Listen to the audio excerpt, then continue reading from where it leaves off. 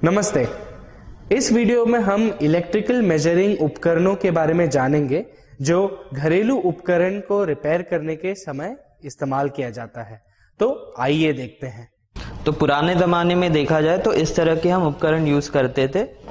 ये एमीटर है, ये वोल्ट मीटर है। कि इसको पहचाने कैसे, तो मीटर पे आपको एक V दिखता है जो वोल्ट मीटर के लिए है और A दिखता है जो एम मीटर के लिए। तो एम मीटर एक ऐसी चीज़ है जिससे हम अप्लायंस जो करंट यूज़ करता है वो मेजर करते हैं, और वोल्टेज ये रहता है कि किस पावर से वो अप्लायंस चल रहा है उसका मेजरमेंट अब इससे करेंगे।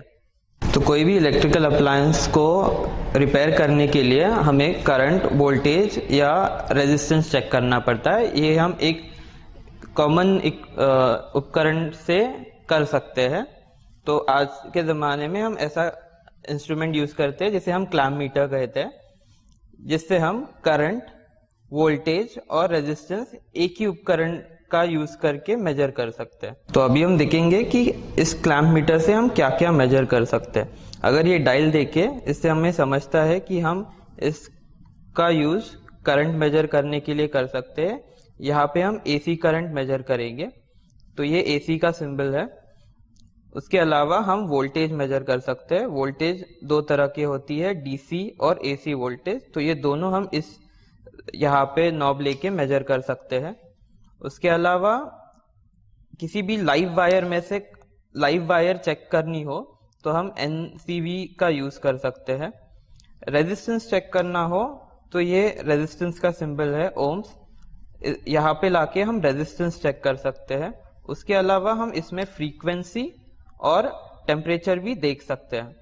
करंट मेजर करने के लिए हम क्लैम्प का यूज करते हैं।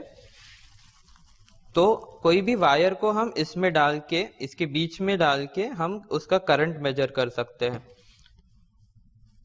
कोई भी वैल्यू आए, अगर वो हमें होल्ड करनी है या फिक्स करके देखनी है तो ये होल्ड बटन दबा के आप वो फिक्स कर सकते हैं।